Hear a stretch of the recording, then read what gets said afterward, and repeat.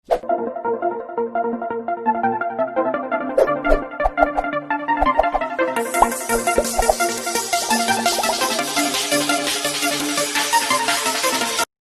सभी का स्वागत करता हूं फिजिक्स ज्ञान मुकेश नायक चैनल पे। आज बच्चों हम लोग यहां पे करंट इलेक्ट्रिसिटी का 3rd नंबर का लेक्चर चालू है बच्चों। हमारा कौन सा?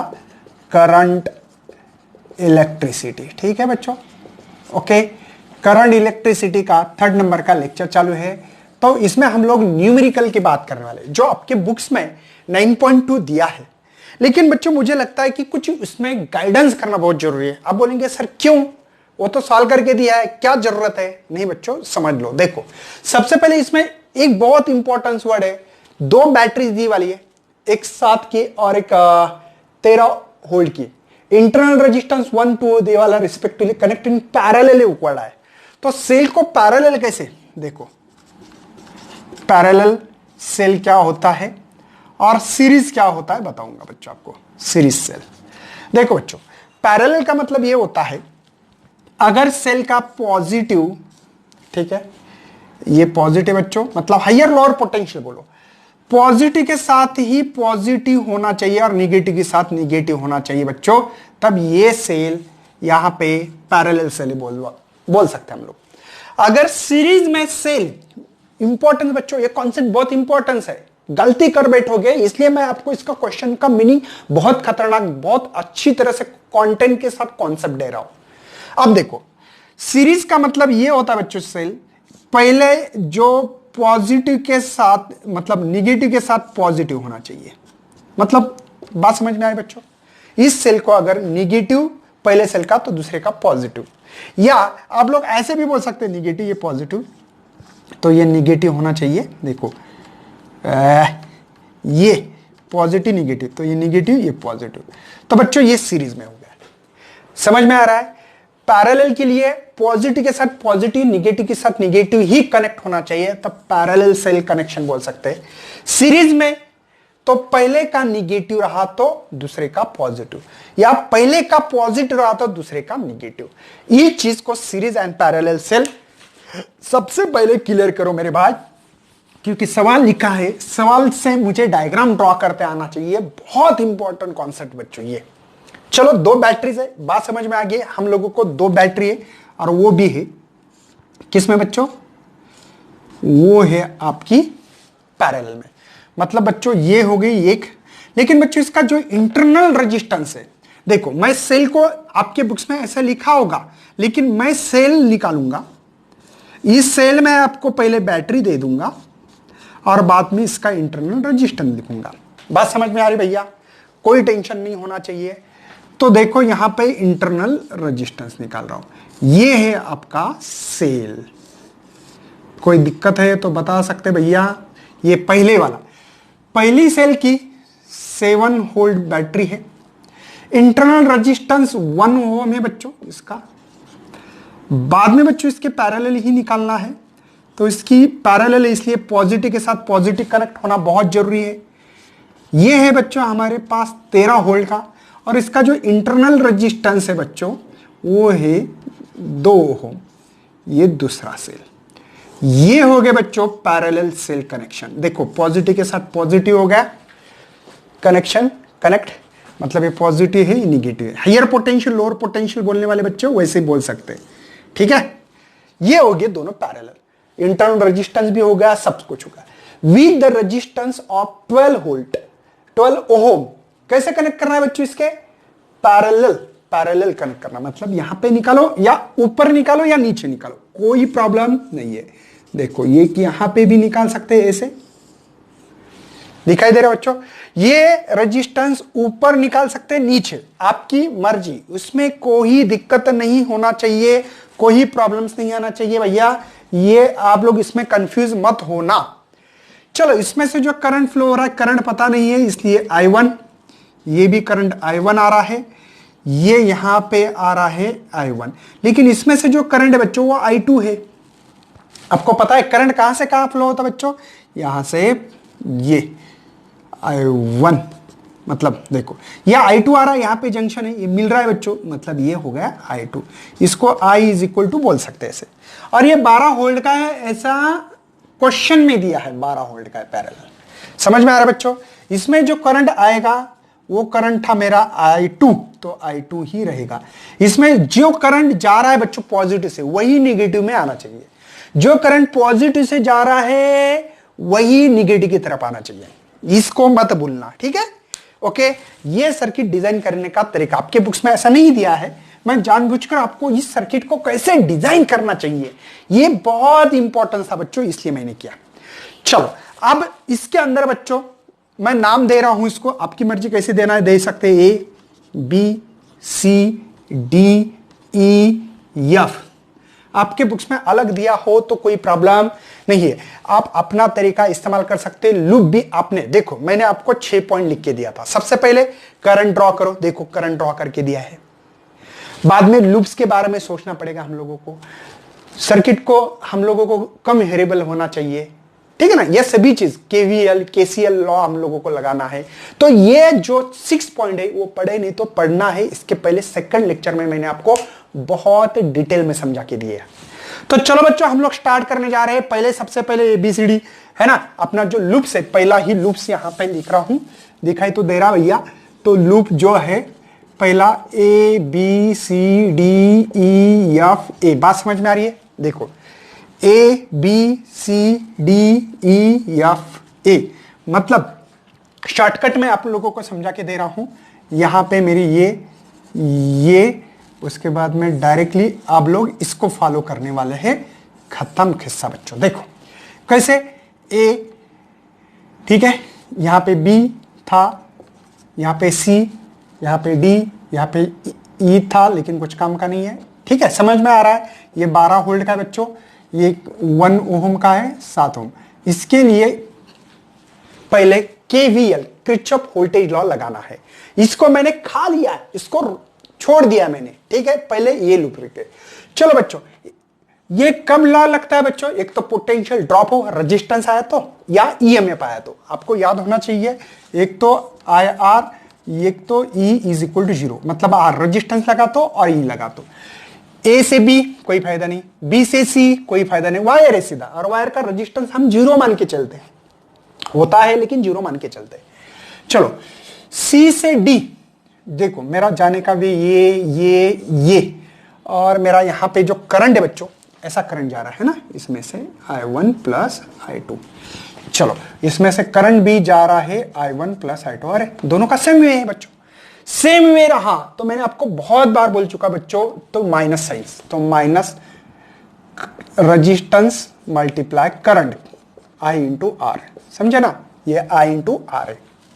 चलो सी से डी, डी से ई कुछ फायदा नहीं है, ई से एफ कुछ फायदा नहीं है।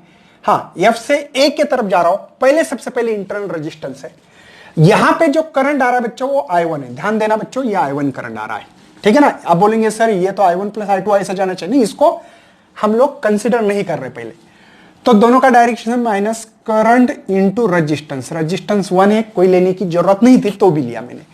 बाद में बच्चों लोअर से हाइयर पोटेंशियल की तरफ जा रहे हैं तो पॉजिटिव 7 है ना वो तो, और ये वोल्ट है बच्चों, सॉरी हाँ मैंने वोल्ट लिखा है, ओके, इज इक्वल टू 0। पहला लूप समझ में आ गया बच्चों? कैसे लिया मैंने?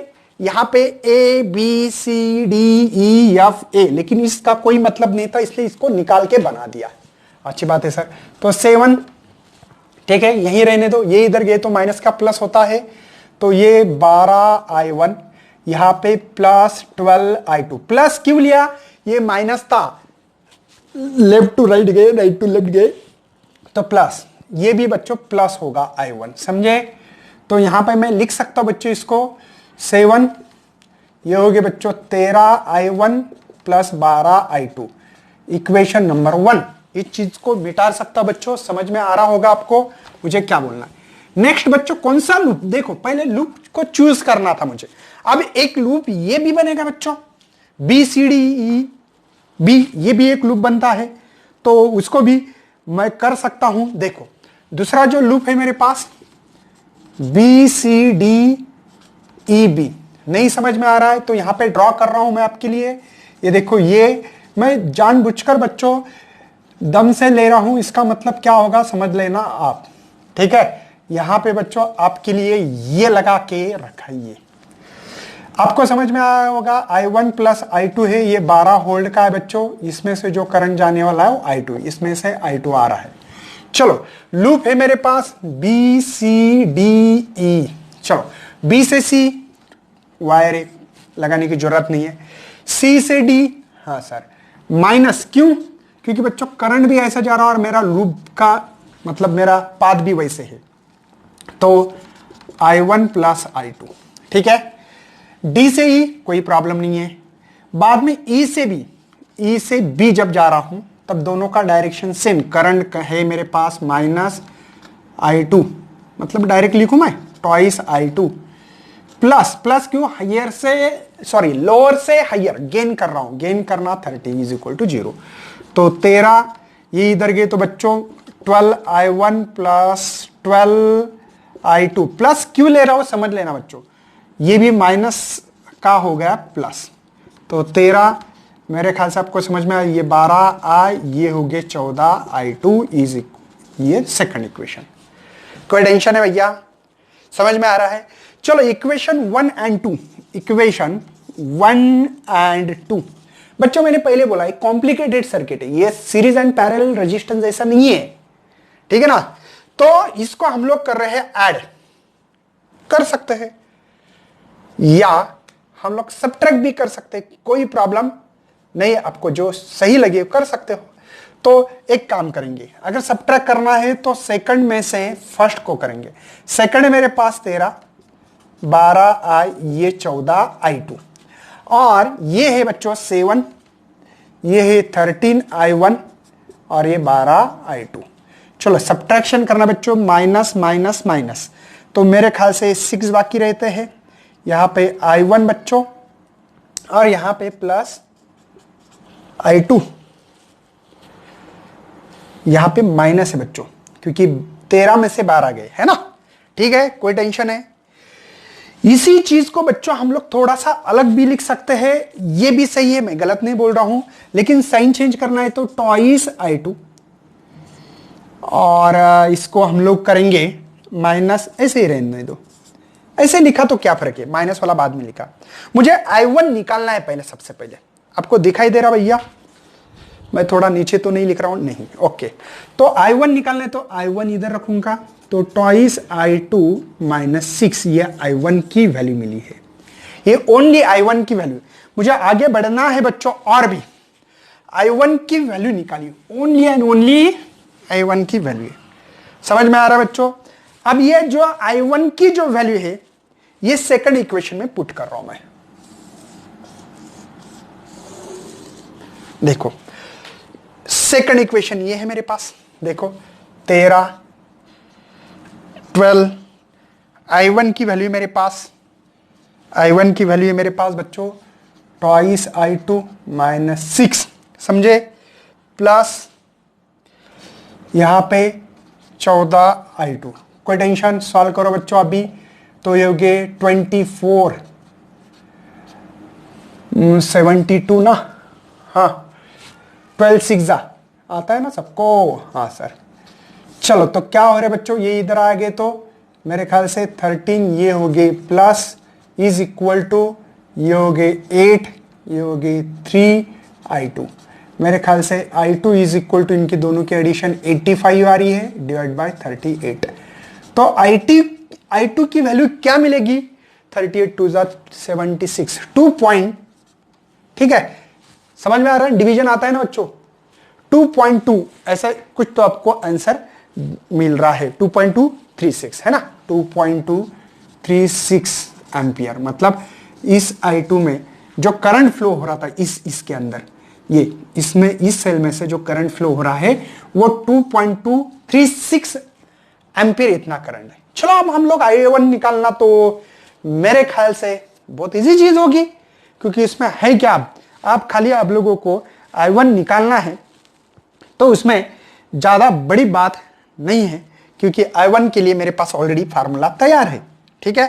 तो I1 इज इक्वल टू बच्चों मेरे पास है ट्वाइस I2 माइनस 6, तो I1 ट्वाइस I2 की वैल्यू 2.236 माइनस 6, तो मल्टीप्लिकेशन सिंपल है, 12 है ना, 6 7, ठीक है, ये 4.4 माइनस 6, अरे भगवान सिंपल सा, 6 में से 1 2 3, तो 4.472, यहाँ पे हो गए 8, समझे ना बच्चों, 10 में से यहाँ पे हो गए 9 मतलब 2, यहाँ पे 9 5, यहाँ पे 5 1, लेकिन माइनस क्योंकि बड़े नंबर का साइन देना पड़ेगा, तो I1 में से जो करंट फ्लो हो रहा है, आप बोलेंगे सर ये माइनस क्यों आ रहा है, क्योंकि हमने जो डायरेक्शन है बच्चों वो उल्टा लिया होगा, या समझ में आ रहा है ना, तो ये हो सकता है इसमें से I1 में से करंट।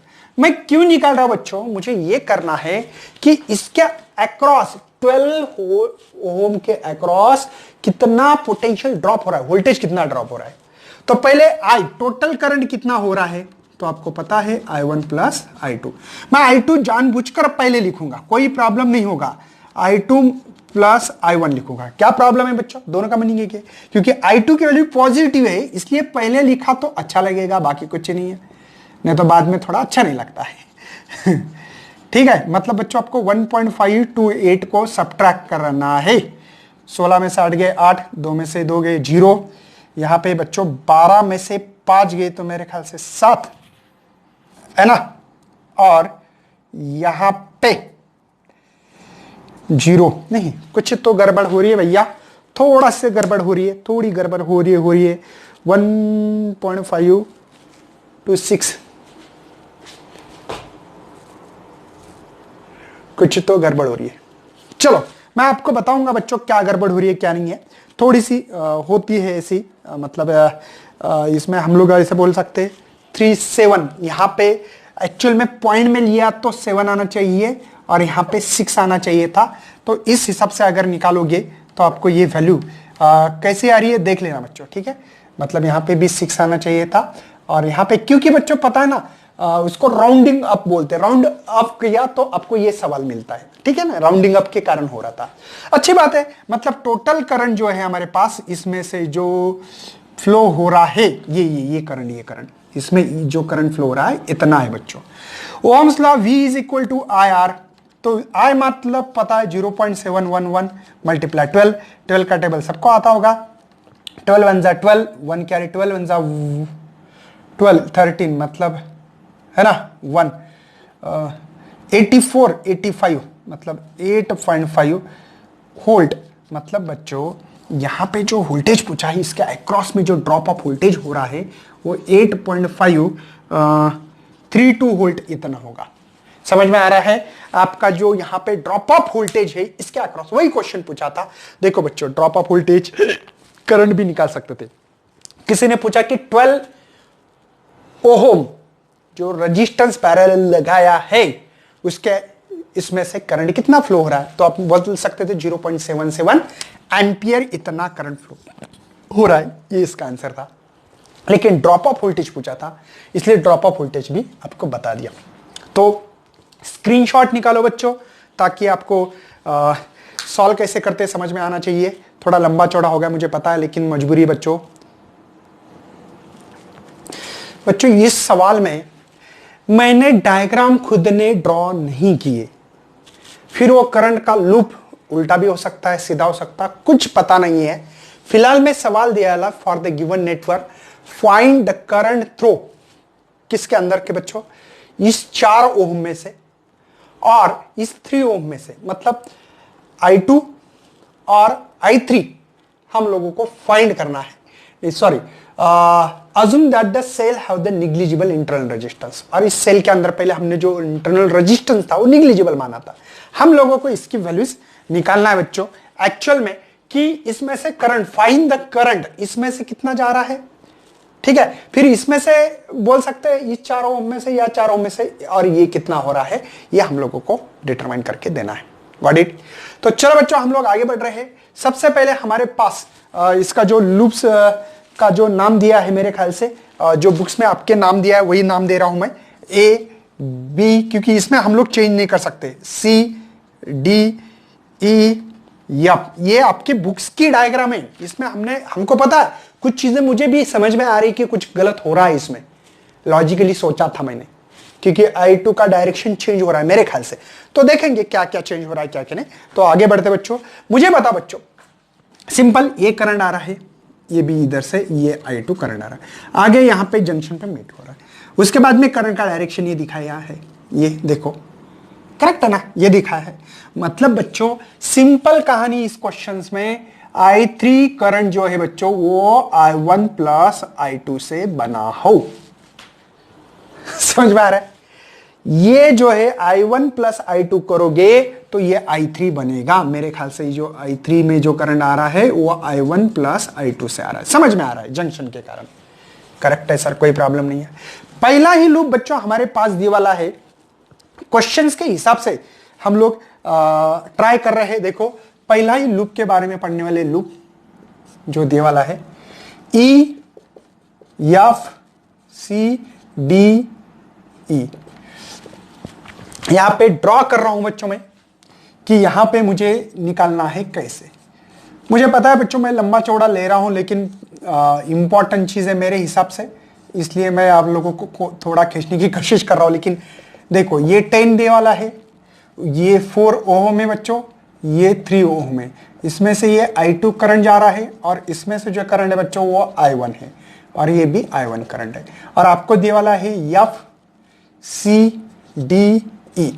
चलो मुझे जाना है E से F के तरफ। E से F के तरफ ओनली वायर है, वायर में हम लोग लॉ लगाते नहीं है क्योंकि वायर का रेजिस्टेंस 0 मानते हैं। चलो छोड़ दो। फिर बच्चों F से C जाना है। F से C मेरा और करंट का डायरेक्शन अपोजिट है, इसलिए बच्चों 3I2। बात समझ में आ ली? Current multiply resistance, current multiply resistance. चलो कोई प्रॉब्लम नहीं। बाद में C से D जाओ, C से D दोनों का डायरेक्शन सेम है तो साइन अपोजिट होती है, पता है ना? तो 4I1। Okay sir. बाद में D से E, D से E दोबारा अपनी वापस जगह पे, हाई लोअर पोटेंशियल से हाइयर मतलब प्लस 10 वोल्ट। वोल्ट लिखने की जरूरत नहीं, इज इक्वल टू ये। मतलब बच्चों 10 इज इक्वल टू, ये इधर माइनस का प्लस होगा, थोड़ा अच्छा लगेगा, बाकी कुछ नहीं। और ये इधर जाने के बाद आपको पता है ये होगा। समझ में आ रहा है ना? Right to left, left to right गए तो साइन चेंज होते हैं। फर्स्ट इक्वेशन ये मिला है बच्चों मेरे पास कि 10 4I माइनस 3I2, ये इक्वेशन मिला है। चलो एक लूप खत्म कर दिया बच्चों मैंने। लूप दूसरी एक लूप है बच्चों हमारे पास, और उस लूप का नाम है बच्चों हमारे पास, तो यहां पे F A B C F। देखो F A B C F। एक बात ध्यान में रखना बच्चों, पहले लूप तैयार करो। लूप कब तैयार हो सकते बच्चों? तो आपको पता है कि ये लूप ऐसा कंप्लीट लूप हो सकता है, ये ऐसा, आपकी मर्जी। मैंने क्लॉकवाइज लिया, आप लोग एंटी क्लॉकवाइज भी ले सकते हो यार, कोई दिक्कत नहीं। सबसे पहले देखना है कि करंट के डायरेक्शन, नंबर 2 लूप्स देखना है, समझे ना? बाद में आप करंट को कम करते जाओ, मतलब वेरिएबल जो है इसको रिड्यूस करो। नंबर 3 स्टेप बताई थी आपको। पहली स्टेप करंट ड्रॉ करो, बाद में लूप्स देखो, बाद में KCL लॉ से आप लोग अपने जो वेरिएबल है उसको कम करो, याद है ना आप लोगों को? उसके बाद में KVL लॉ लगा दो, याद आ रहा है कुछ? ओके, तो ये स्टेप फॉलो करना बहुत जरूरी है। अब देखो बच्चों, आपका जो सर्किट है ना, अब ये सर्किट को हम लोग स्टडी कर रहे हैं, ठीक है? ये 5 वोल्ट, इसमें से I3 करंट जा रहा है, ये 4 ओम का रेजिस्टेंस है, उसमें से जो करंट जा रहा है I3 है, ठीक है? यहाँ पे जो था हमारे पास 3 ओम और उसमें से I2 करंट जा रहा है। जाना कैसे बच्चों? देखो A B C F, लेकिन मैंने क्या बोला? सबसे पहले ऐसे जाओ। कैसे? F से A की तरफ, दोनों का डायरेक्शन सेम रहे तो निगेटिव साइंस, तो माइनस, मेरे ख्याल से minus 4I3 current multiply resistance. बाद में बच्चों A से B जाओ, A से B लोअर से हाइयर मतलब प्लस 5।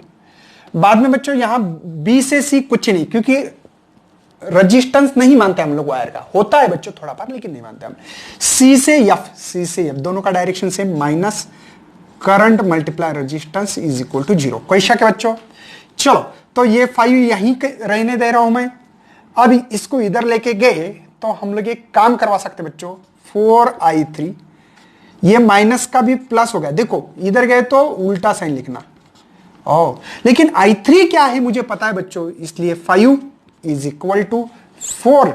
i3 की वैल्यू मेरे पास i1 plus i2 plus 3i2, समझे? सॉल्व करके लो बच्चों, 4i1 4i2 और ये 3i2, i2 इसलिए ऐड कर सकता हूं, तो 4i1 प्लस ये 7i2 बच्चों, इक्वेशन नंबर 2। Equation number 2। एक काम करते बच्चों, इस इक्वेशन के साथ कुछ रिलेशन लग रहा है, बिल्कुल लग रहा है बच्चों। हम लोग काम करेंगे, सब्ट्रैक्शन करेंगे। किसमें से किसमें? 1 में से 2। चलो इक्वेशन 1 माइनस 2। 1 इक्वेशन क्या है बच्चों मेरे पास? 10, यहां पे 4i1 माइनस 3i2, ये माइनस करना है बच्चों हम लोगों को, तो 4i1 प्लस 7i2। चलो दिखाई तो दे रहा भैया, माइनस करना, इसके माइनस माइनस माइनस साइन, यहां पे 5, करेक्ट है सर। यहां पे बच्चों ये प्लस माइनस गया, यहां पे माइनस 10i2। आप लोगों को दिखाई दे रहा है, चेकआउट करना पड़ता है बच्चों कभी कभी। चलो तो हम लोग निकाल सकते हैं, आपको समझ में आ रहा होगा मुझे क्या निकालना है बच्चों। तो ये i2 is equal to minus 5/10, समझ में आ रहा है, डिवाइड हो रहा है। तो i2 यहां पे आ रहा है मेरे पास माइनस 0.5 एम्पियर। कोई समझ में आ रहा है? आप लोगों को दिखाई दे रहा बच्चों? Okay sure. i2 की वैल्यू मिली है, मतलब बच्चों इसमें से जो करंट फ्लो हो रहा है, माइनस क्यों आ रहा है? तो सबसे पहले क्लियर करो, ये डायरेक्शन अपोजिट है। मैं डायरेक्शन मार रहा हूं कहां से? सी से एफ की तरफ। इसका डायरेक्शन बच्चों माइनस का मतलब ये है, ये जो करंट है ना, ये आपको जो दिखाई दे रहा है, ये आपको ऐसा जा रहा है, हाफ करंट, हाफ एम्पियर या 0.5 एम्पियर जो करंट है ऐसा जा रहा है। सही में एफ से सी जा रहा है, एफ से सी जा रहा है। माइनस साइन इंडिकेट यही कर रहा है कि इसका डायरेक्शन उल्टा है भैया, एफ के सी के तरफ है, लेकिन मैं सी से एफ के तरफ। वो क्वेश्चन में दिया है, अपन ड्रॉ नहीं कर रहे, क्वेश्चन दिया है, तो क्वेश्चन में i2 का ये है। ओके अच्छी बात है सर। चलो तो हम लोग अभी एक काम कर सकते हैं सर, i1 की वैल्यू निकाल सकते हैं इक्वेशन 1 में पुट करके। चलो पुट करेंगे, पुट i1 वैल्यू नहीं सॉरी i2 वैल्यू है इन इक्वेशन 1। देखो 10 4i1 माइनस 3i2 की वैल्यू माइनस हाफ मानेंगे बच्चों, 0.5 को हाफ मान सकते हैं। क्यों बताऊंगा, टेंशन नहीं रहेगा, बाकी कुछ नहीं। तो 10 4i1 माइनस माइनस प्लस ये 1.5, समझो बच्चों। तो इस 1.5 को इधर ला लिया बच्चों, तो 4i1 ये इधर गया बच्चों, तो 10 में से ये माइनस करेंगे, जानबूझकर कर रहा हूं मैं वैसे। देयरफॉर 4i1 देखो ये 20 माइनस 3/2, तो आपको पता है कि 17/2 है। तो यहां पे i1 ये हो गया 17। बात समझ में आ रही बच्चों? ये मल्टीप्लाई है तो इधर जाके बाद डिवाइड, तो ये 17/8 क्या हो रहा है बच्चों, समझ में आ रहा है? दुगना नहीं हो सकता, नहीं हो सकता है। देखो 8 2 जा 16, 1 बाकी है, 1 जा 4 40, 5 जा, है ना, ऐसे कुछ मिलेगा। और इसको करंट को एम्पियर में गिनते हैं बच्चों, किस में गिनते हैं? एम्पियर। लेकिन मुझे तो 4 ओम में से और इसमें से फ्लो वाला है, और 4 ओम में से भी जो हो रहा है, ठीक है कोई प्रॉब्लम नहीं। तो i3 भी निकाल सकते हैं, कोई टेंशन नहीं। i3 जो करंट था अपना, वो भी हम लोगों को यहां पे डिटरमाइन करनी है। मेरे ख्याल से मैंने कुछ गलत किया है क्या? हाँ गलत किया है ना, सॉरी शक्तिमान, ये 2 एम्पियर है ना, करेक्ट है ना बच्चों? डिवीजन आ रहा है ना, 8 2 जा 16, एक बाकी है, 8 1 जा 8, 20 हो गए, समझे ना?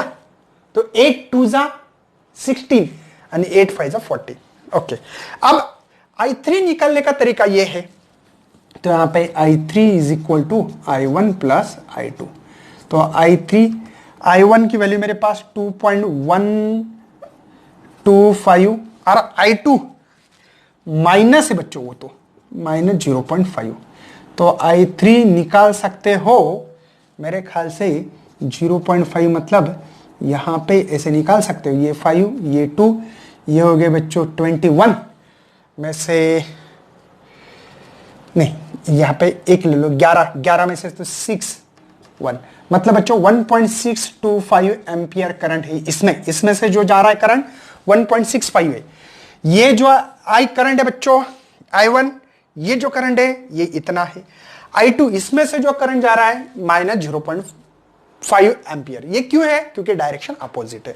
मेरे ख्याल से बच्चों ये ऐसे है, आप लोगों को मैंने जानबूझकर ये आपको समझा के देने की कोशिश की बच्चों। बहुत सारे बच्चों गलत कॉन्सेप्ट लगाते हैं, तो सही कॉन्सेप्ट क्या है क्या नहीं। अगर आपको बहुत ही पसंद लेक्चर आ रहे हैं तो शेयर करना, लाइक करना है।